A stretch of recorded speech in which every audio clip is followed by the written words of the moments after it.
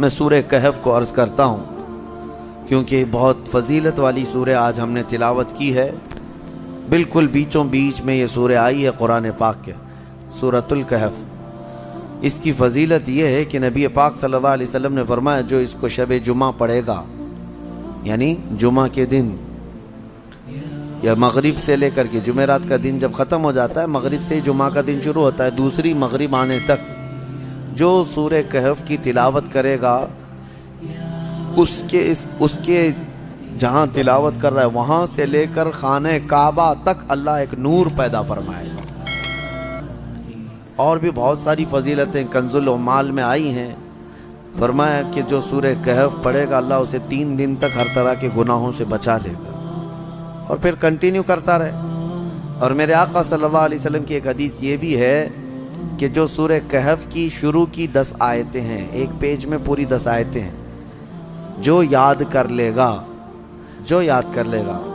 دنیا کا سب سے بڑا فتنہ دجال جب آئے گا اللہ اس کو اس فتنے سے محفوظ فرمائے گا.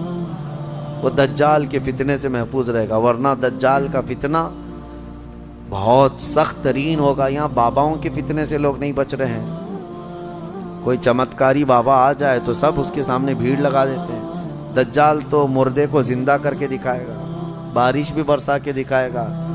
ہاں، دجال خالی چٹی نکال کے نہیں دکھائے گا، ہاں وہ گھاس بھی اگا کر دکھائے گا، سبزے بھی نکالے گا، بہت ساری چیزیں ایسے عجوبے کر کے دکھائے گا. لیکن بہت لوگ اس کے پیچھے اندھا دھند بھاگنے لگ جائیں گے کہ ہمارا خدا اتر پڑا.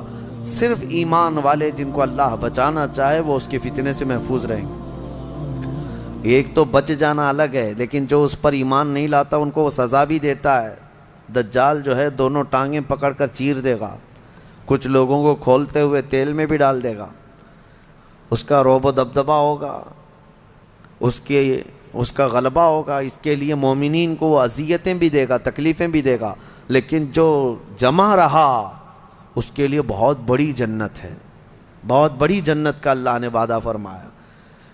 لہٰذا اس فتنے سے حفاظت کے لیے حدیث میں ملتا ہے کہ جو سورہ کہف کی 10 آیتیں روزانہ رات کو پڑھ لیا کرے، اللہ تعالیٰ اس کو دجال کے فتنے سے محفوظ فرماتا ہے. اللہ کریم ہم سب کو دجال کے آنے تک دنیا میں نہ رکھے. اگر فتنہ اللہ تبارک و تعالیٰ کوئی آزمائش کا ارادہ فرمائے تو ہمیں بغیر آزمائے، بغیر فتنے میں مبتلا کیے دنیا سے اٹھا لے. ہمیں صحیح و سلامت اللہ موت عطا فرمائے.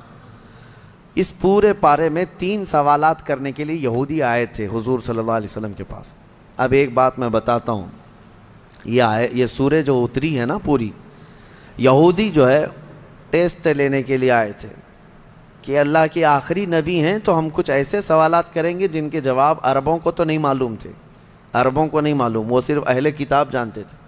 وہ 3 سوالات کیا لے کر کے آئے تھے حضور صلی اللہ علیہ وسلم سے. انہوں نے کہا روح کس کو کہتے ہیں؟ روح جان معلوم ہے سب کے پاس ابھی. روح کس کو کہتے ہیں؟ دوسرا ان کا یہودیوں کا سوال تھا اصحاب کہف کون تھے اور کتنے تھے؟ یہ غار والے لوگ کون تھے اور کتنے تھے؟ یہ سوال انہوں نے لا کر کے پیش کیا. تیسرا سوال تھا ذوالقرنین کون ہیں؟ حضور پاک صلی اللہ علیہ وسلم نے فرمایا جاؤ میں کل اس کا جواب دوں گا. اب سنو، یہ کس کے لیے؟ نبی رحمت سید الانبیاء کے لیے. سنو توجہ سے، جو بڑے ڈھیٹ سے کہتے ہیں نا، عام لوگوں کی بات کر رہا ہوں. رسول رحمت صلی اللہ علیہ وسلم نے یہودیوں سے کہا کہ کل آ جانا میں بتا دوں گا. تو حضور کا یہ ارادہ تھا کہ آیتیں اتریں گی، وہی آئے گی تو میں اس سے جواب دوں گا. کوئی آیت نہیں آئی، کوئی وحی نہیں آئی. دوسرے دن یہودی آئے، حضور پاک صلی اللہ علیہ وسلم نے ان سے فرمایا کہ جاؤ میں اور کل بتاؤں گا. 2 مرتبہ 3 مرتبہ حضور صلی اللہ علیہ وسلم نے ٹال دیا. اور یہودیوں کو یہی چاہیے تھا، بہانہ بدنام کرنے کے لیے، پروپیگنڈا پھیلانے کے. اب آیتیں نہیں آئیں، کئی دن تک وقفہ ہو گیا. روز آیت آتی تھی، کبھی دن میں کئی مرتبہ آیتیں اترتی تھی، لیکن اتنا لمبا وقفہ ہو گیا. حضور اکرم صلی اللہ علیہ وسلم کے قلب اطہر پر یہ بات بہت گراں گزر رہی تھی کہ کیا ہو گیا. تب پھر اللہ تعالیٰ نے یہ سورہ تو اتاری سورہ کہف، لیکن اس میں یہ فرمایا وَلَا تَقُولَنَّ لِشَيْءٍ إِنِّي فَاعِلٌ ذَلِكَ غَدًا، اے محبوب ہرگز ہرگز یہ مت کہنا کہ کل میں یہ کر دوں گا. یہ اللہ تعالیٰ کو پسند نہیں ہے.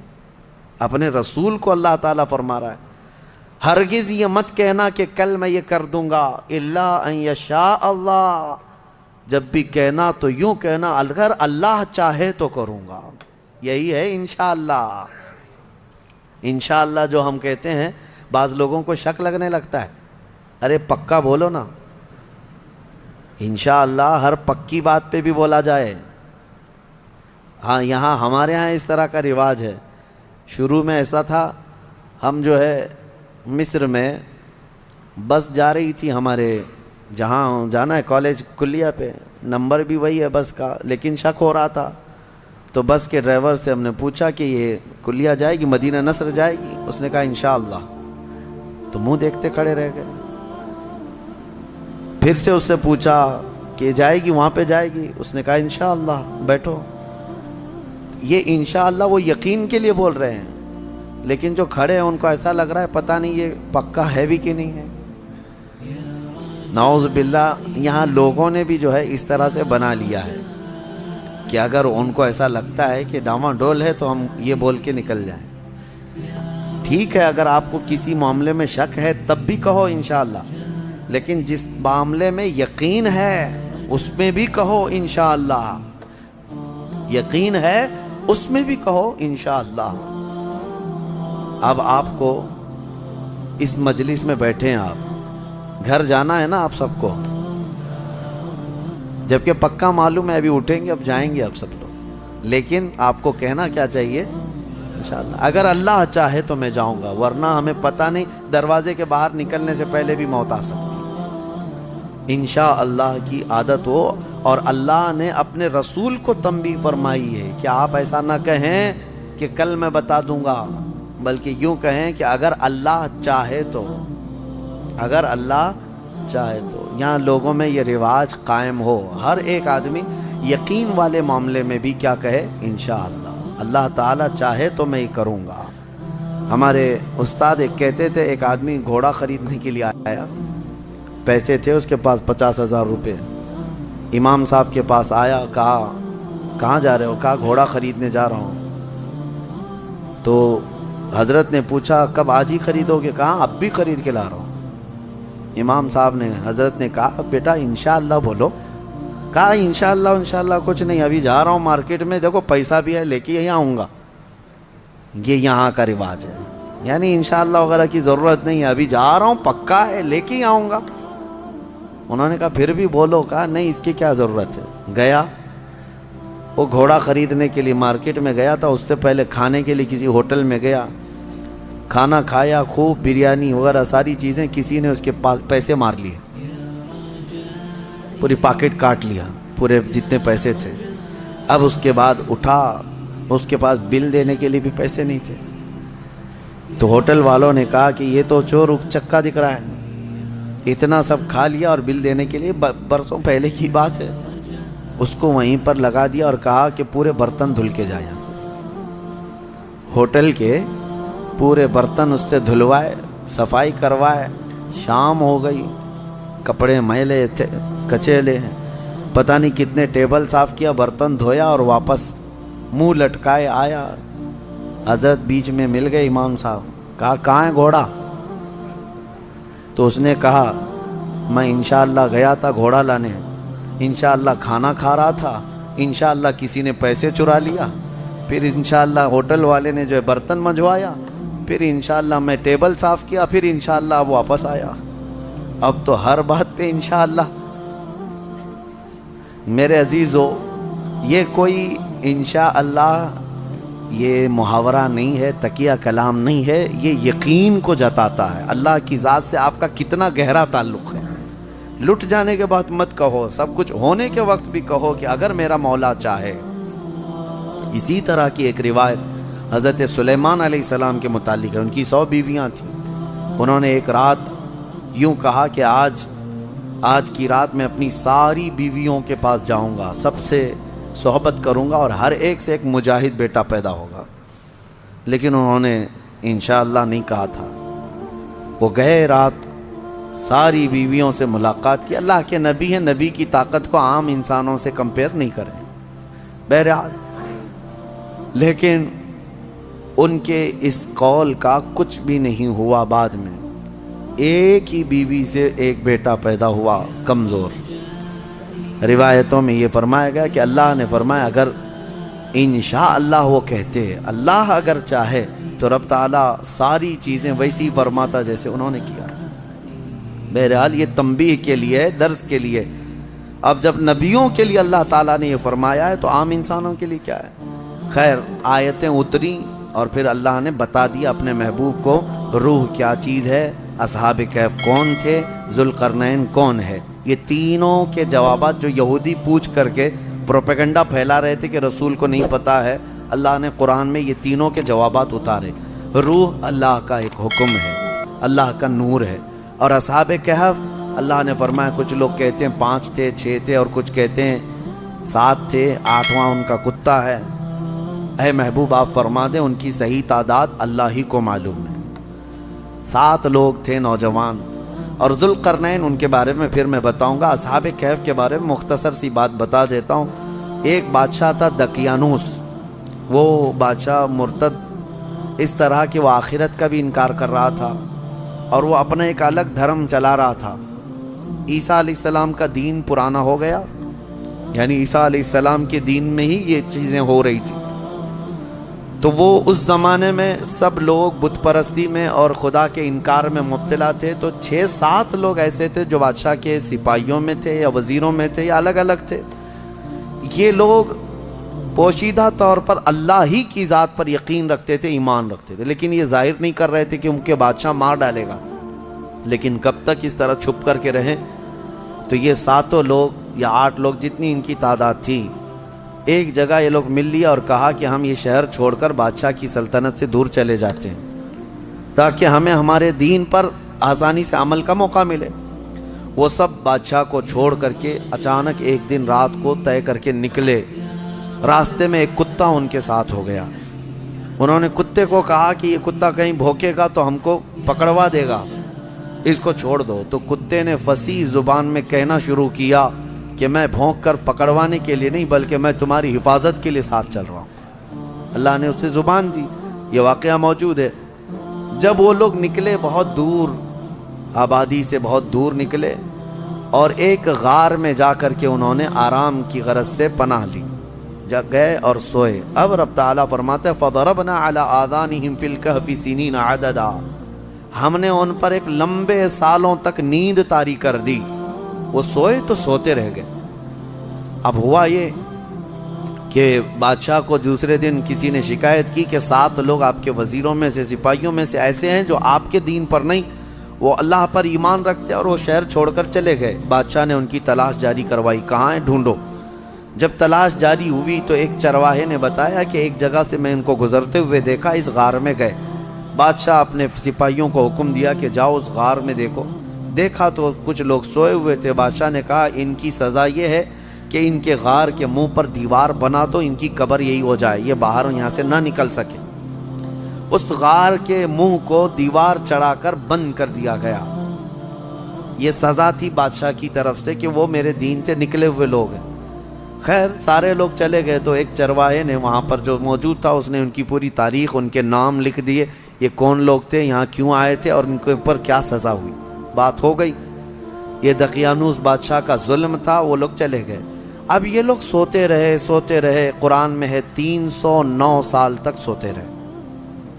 309 سال. اصل میں یہ 300 سال ہی ہیں, لیکن یہ جو سورج کے سال ہیں جن کو شمسی سال کہتے ہیں, جنوری, فیبروری, مارچ, اپریل, یہ شمسی سال ہیں, یہ سورج سے چلتے ہیں. اور قمری مہینے جو ہیں چاند سے چلتے ہیں, جو محرم, صفر, ربیع الاول, ربیع الاخر. اس میں اور اس میں فرق کیا ہوتا ہے معلوم ہے؟ ہر 100 سال پہ 3 سال کا فرق آ جاتا ہے. ہر 100 سال پہ 3 سال کا فرق آ جاتا ہے. یعنی اسلامی مہینے کبھی 29 کے ہوتے ہیں, کبھی 30 کے, کبھی 2 مرتبہ 29 کے ہو گئے. یہ جو چاند والے مہینے, ہم ان کو اسلامی مہینہ کہتے ہیں، اصل یہ چاند کے مہینے، چاند سے چلتے ہیں، اور باقی جو سورج سے چل رہے ہیں شمسی مہینے جنوری فیبروری یہ فکس ہیں، ان میں کوئی چاند بھی دیکھنے کی ضرورت نہیں، سورج بھی دیکھنے کی ضرورت نہیں، وہ فکس ہیں۔ تو ان سالوں کے اعتبار سے جو شمسی سال اگر 100 سال ہو گئے تو قمری جو ہے نا 103 سال ہو جائیں گے۔ اس طرح 300 سال شمسی وہ اصحاب کہف سوتے رہے، لیکن قمری مہینوں کے اعتبار سے 309 سال ہو گئے، 9 سال ایکسٹرا۔ تو 309 سال کے بعد اللہ تعالیٰ نے دوبارہ کیسے ان کو اٹھایا؟ اب روایت میں یہ ہے کہ ایک بادشاہ آیا بیدروس، وہ اچھا بادشاہ تھا، منصف تھا، عادل تھا، ایمان والا تھا، اس نے اپنی قوم کو ہدایت دینے کی بہت کوشش کی، سمجھا رہا تھا کہ آخرت پر ایمان لاؤ، اللہ دوبارہ موت کے بعد اٹھانے والا ہے۔ لوگ انکار کرتے تھے کہ کچھ نہیں ہوتا، مرنے کے بعد جو ہے نا جیسے جلا کر کے راکھ کر دیے، استھیاں بہا دیا گنگا میں، اب کوئی آنے والا نہیں ہے، یہی عقیدہ تھا اس وقت بھی تھا کہ کوئی دوبارہ اٹھائے نہیں جائے۔ عجیب بات ہے، جلا کر راکھ کر کے دریا میں بہاتے ہیں اور کہتے ہیں کہ حساب کتاب کچھ نہیں ہوگا، لیکن پرن جنم کا عقیدہ رکھتے ہیں، نہیں دوسرے جنم میں چوہا بلی ہو کے پیدا ہو سکتا ہے، کتا بھی بن کے پیدا ہو سکتا ہے، اچھے گن کیا تھا تو کچھ اچھا بن کے پیدا ہوگا، اب برے گن کیا تھا تو دوسرے جنم میں پتہ نہیں کیا بن کے پیدا ہوگا۔ اب یہ جتنے حکومت میں بیٹھے ہم دیکھتے ہیں کیا بن کے پیدا ہوں گے ان کے حساب سے، ہمارا عقیدہ تو نہیں ہے۔ ہمارے ہاں ایک بار موت کے بعد دوبارہ قیامت کے دن ہی اٹھایا جائے گا، قیامت کے دن ہی دوبارہ اٹھایا جائے گا۔ اس کا انکار کر رہے تھے لوگ کہ دوبارہ اٹھایا نہیں جائے گا۔ تو بیدروس بادشاہ اللہ کی بارگاہ میں دعا کر رہا تھا، مولا کوئی ایسی نشانی بتا دے کہ جس نشانی کو دیکھ کر کے یہ قوم ایمان لے آئے۔ تو اس بادشاہ کی دعا پر اصحاب کہف جو 300 سال سے سو رہے تھے، اللہ نے ان کو دوبارہ اٹھایا۔ وہ اٹھے، انہوں نے آپس میں ایک دوسرے کو سوال کیا کہ ہم کتنے دن کب سے یہاں سو رہے ہیں؟ کسی ساتھی نے کہا صبح آئے تھے دوپہر ہو گئی ہے، کسی نے کہا نہیں تھوڑا زیادہ سو لیے۔ بعد میں پھر انہوں نے اپنی نشانیاں دیکھیں، ناخن بہت بڑے، بال الگ سے دکھ رہے ہیں۔ انہوں نے کہا کچھ تو معاملہ ہے، اللہ بہتر جانتا ہے ہم کتنے دن یہاں ٹھہرے رہے۔ ایمان والے تھے۔ ان ساتھیوں نے ایک اپنے ساتھی کو پیسے دے کر کے بازار بھیجا کہ بھوک بہت لگی ہے، کھانا لے آؤ۔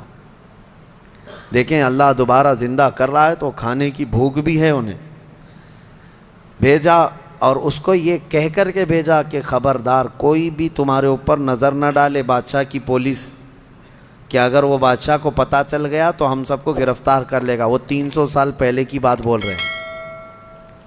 اس اپنے ساتھی کو بھیجا اور وہ چھپتے چھپتے شہر میں آیا اور کھانا لیا۔ کھانا لے کر کے اس نے پیسے دیا تو دکان والے نے دیکھا پیسے یہ کون سے، 300 سال پہلے کے پیسے۔ ظاہر سی بات ہے حکومتیں بدلتی ہیں، سکے بدل جاتے ہیں، اس کی تو سب سے بہترین مثال ہمارے زمانے میں دیکھ لیا۔ آپ لوگوں کو تو یہ سب سمجھانے کی ضرورت نہیں، پرانی 500 کی نوٹ کہاں ہیں، 1000 کی نوٹ کہاں ہیں، حکومتیں جب چاہیں ڈی مونیٹائزیشن کرتی رہتی ہیں۔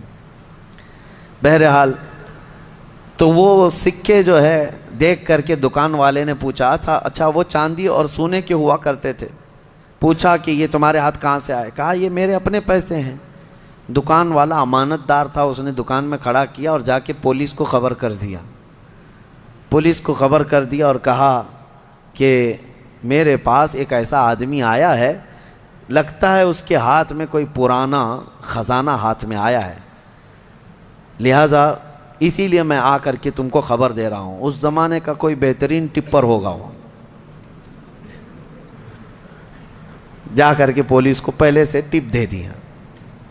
ہیں بہت سارے لوگ، اور مجھے تو افسوس اس بات کا ہوتا ہے کہ ہم پر یہ بلیم بھی کرتے ہیں کچھ بڑے لوگ کہ آپ کے محلے ٹپروں سے بھرے ہوئے ہیں، یعنی پولیس کو کہ مخبر جاسوس مسلمان محلوں میں بہت بھرے ہوئے ہیں۔ یہ سب دوسرے لوگ ہم سے کہتے بھی ہیں، خاص کئی لوگ اسی کام میں صبح و شام کر رہے ہیں۔ اب تو لوگوں کو شرم بھی نہیں آتی، فخر سے کالر چوڑا کر کے بولتے ہیں ہاں ٹپ دیتے ہیں، جاسوسی کرتے ہیں، کس کی؟ مسلمانوں کی۔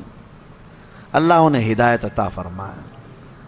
تو وہ بیچارہ دکان والا پولیس کو جو جا کر کے خبر کر دیا، پولیس پوری آ گئی بادشاہ کی، لیکن کون سے؟ اب کے بادشاہ کی، بیدروس کی۔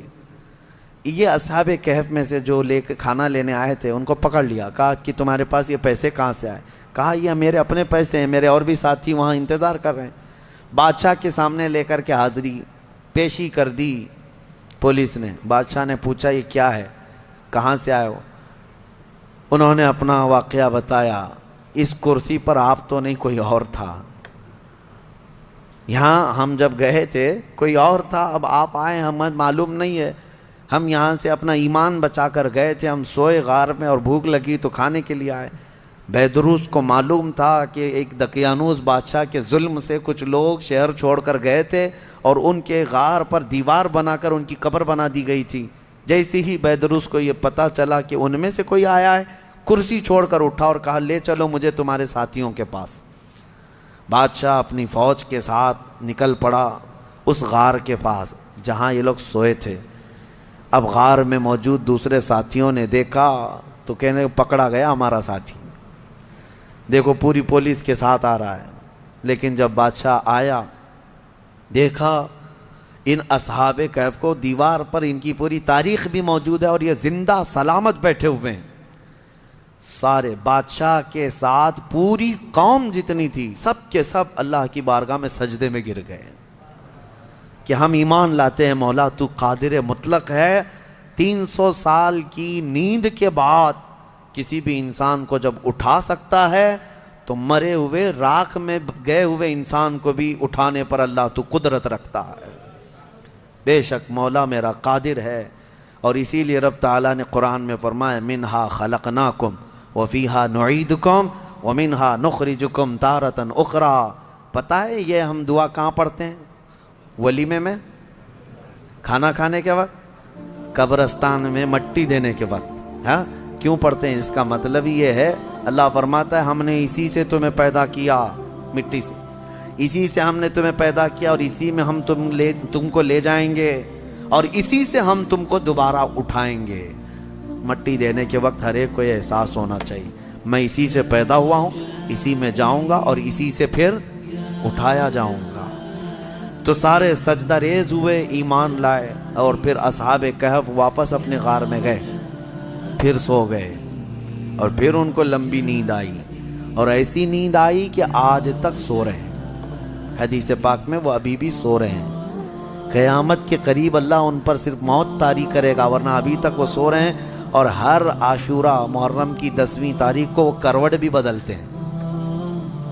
اصحاب کہف آج بھی سو رہے ہیں اپنے غار میں، اور قرآن میں اللہ نے فرمایا ان کے غار کو اللہ نے ایسا رکھا ہے کہ سورج بھی ان کے غار کے اوپر سے نہیں جاتا، سورج کی تیز روشنیاں ان کے اوپر نہیں آتی، وہ غار اوپر سے چھپا ہوا نہیں ہے، وہ کھلے میدان میں سوئے ہیں۔ سورج جب ان کے غار کے اوپر سے جاتا ہے تو دائیں ہو جاتا ہے یا بائیں ہو جاتا ہے، موسموں کے حساب سے سیدھے ان کے اوپر سے نہیں جاتا، موسموں کے تھپیڑوں سے اور سختیوں سے بھی اللہ نے ان کو محفوظ رکھا ہے۔ اور قرآن میں اللہ فرماتا ہے کہ تم اگر دیکھو گے وَتَحْسَبُهُمْ أَيْقَاظًا وَهُمْ رُقُودٌ وَنُقَلِّبُهُمْ ذَاتَ الْيَمِينِ وَذَاتَ الشِّمَالِ وَكَلْبُهُمْ بَاسِطٌ ذِرَاعَيْهِ بِالْوَسِيدِ۔ دیکھنے والا دیکھے گا تو ایسا لگیں گے کہ وہ زندہ بیٹھے ہوئے ہیں جبکہ وہ سو رہے ہیں، اللہ فرماتا ہے، اور وہ کبھی دائیں اور بائیں پلٹتے رہتے ہیں، اور ان کا کتا پالتی مار کر ان کے قدموں میں بیٹھا ہوا ہے۔ لَوِ اطَّلَعْتَ عَلَيْهِمْ لَوَلَّيْتَ مِنْهُمْ فِرَارًا۔ اللہ فرما رہا ہے اگر تم دیکھنے کی کوشش کرو گے، پیٹ پھیر کر کے بھاگ جاؤ گے، تمہارے اوپر اللہ ایسا رعب ڈالے گا، کوئی دیکھ نہیں سکے گا، کوئی دیکھ نہیں۔ اب جارڈن میں ایک جگہ اصحاب کہف کا غار کہہ کر کے بتایا جاتا ہے، اور لوگ اندر گھس کے دیکھ کے بھی آتے ہیں، ویڈیو بھی کر کے آتے ہیں، لیکن قرآن کے اعتبار سے مجھے نہیں لگتا، یہ پتہ نہیں جا کر ہڈیوں کے ویڈیو بنا کر کے لاتے ہیں، اور انٹرنیٹ پہ بھی بہت سارے ویڈیو پڑے ہیں اصحاب کہف کا غار، اصحاب کہف کا غار۔ یہ غار کہاں ہے اور اللہ کیسے محفوظ رکھا ہے آپ وہاں جا نہ سکیں گے، رعب ایسا اللہ تعالیٰ نے اس غار پر رکھا ہے۔ اب خلاصہ کلام یہ ہے کہ اس میں جو چیزیں عبرت کی ہیں وہ میں کہتا ہوں، وہ کون تھے؟ اللہ کے نبی تھے؟ وہ کون تھے؟ رسول تھے؟ فرشتے تھے؟ نہیں، اللہ فرماتا انہم فتیۃ آمنوا بربہم، بس وہ نوجوان تھے جو اپنے رب پر ایمان لائے تھے۔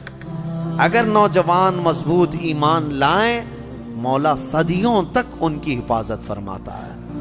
ان کے ایمان کی برکت دیکھیں. اور اتنا ہی نہیں، وہ اچھے لوگ تھے. میاں کتا کیا کر رہا ہے؟ کتا کیوں ابھی تک محفوظ ہے؟ اور بلکہ بعض روایات میں ہے جانوروں کو تو قیامت کے دن ختم کر دیا جائے گا، ان کا معدوم کر دیے جائیں گے. یہ ان کے لیے جنت دوزخ نہیں ہے، لیکن اصحاب کہف کا کتا جنت میں جائے گا. کتا بھی جنت میں جائے گا. اس کی وجہ یہ ہے، فرمایا کہ کتا جنت میں جا رہا ہے، وجہ یہ ہے کہ اللہ والوں کے دامن سے لگا ہوا ہے، اللہ والوں کے ساتھ بیٹھا ہوا ہے. تو میں یہ پوچھتا ہوں، اللہ والے نیک بندوں کی معیت میں صحبت میں رہ کر کتا جنت میں جا سکتا ہے، تو تم امت محمدیہ اگر غوث پاک کی نسبت حاصل کرو، غریب نواز کی نسبت حاصل کرو، تو کیا اللہ تعالیٰ ان کے ساتھ تمہیں محشر میں جنت نہیں عطا کرے گا؟ اسی لیے بریلی کے امام نے اپنی نسبت پہ یوں فخر کیا تھا، اے سرکار غوث تجھ سے در سے سگ، اور سگ سے ہے مجھ کو نسبت، میری گردن میں بھی ہے دور کا ڈورا تیرا. اس نشانی کے جو سگ ہیں نہیں مارے جاتے. ہاں، جن کتوں کے گلے میں پٹا ہوتا ہے ان کو میونسپلٹی والے نہیں اٹھاتے ہیں. کیوں؟ وہ نشانی ہے کہ یہ کسی مالک کا کتا ہے. آوارہ جو ہے اسے انجیکشن مار کے چلے جاتے ہیں. ہاں، جو آوارہ کتا بھونکتے رہتے ہیں ان کو انجیکشن مارتے ہیں یا لے جا کر کے کہیں ویرانے میں چھوڑ دیتے ہیں. آپ کے یہاں میونسپلٹی کی گاڑی اب آتی ہے نہیں آتی پتہ نہیں، لیکن دیکھو بیلٹ والے کتے کو کوئی پکڑ کے دکھائے. ارے اب تو کتوں کے لیے بڑے قانون بنے ہوئے ہیں. ہمارے ہاں تو چھوڑیں، باہر ملکوں میں تو انسانوں سے زیادہ اہمیت جو ہے نا کتوں کے لیے ہے. ان کے لیے بہت اعلیٰ قسم کے قانون بنے، پارلیمنٹ میں بل پاس ہوئے ہیں کتوں کے لیے، جاپان وغیرہ میں. ہاں، کتے کو کچھ نہیں کہہ سکتے آپ.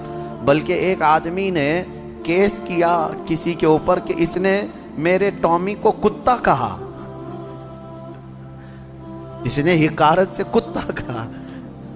یہ ڈیفیمیشن کا کیس، مان ہانی. جیسے ابھی پرائم منسٹر کو کسی نے کہا تو وہ اپنے حد کے عزت کا کیس کر لیے. اس طرح کتے والے نے کیس کیا کہ مجھ کو کتا کہا. اس کو کتا نہیں کہنا چاہیے، بلکہ پاکیزہ اخلاق والا. ہاں، بہت خوبصورت یہ القاب سے کہا جائے، یہ کتوں کے لیے بنے ہوئے ہیں. میں یہ کہہ رہا ہوں میرے عزیزو، بات یہ ہے کہ اگر کتا نسبت حاصل کر لے تو وہ اصحاب کہف کے ساتھ جنت میں جاتا ہے. تو اعلیٰ حضرت فاضل بریلوی نے یہی فرمایا، اس نشانی کے جو سگ ہیں نہیں مارے جاتے، حشر تک میرے گلے میں رہے یا غوث پٹا تیرا، حشر تک میرے گلے میں رہے پٹا تیرا. اللہ تعالیٰ ان اولیاء کی نسبت ہمارے گردنوں میں قائم و دائم رکھے، اور مولا کریم ہمیں سنی صحیح العقیدہ زندگی عطا کرے اور اہل سنت و جماعت پر خاتمہ بالخیر فرمائے. وآخر دعوانا ان الحمد للہ رب العالمین.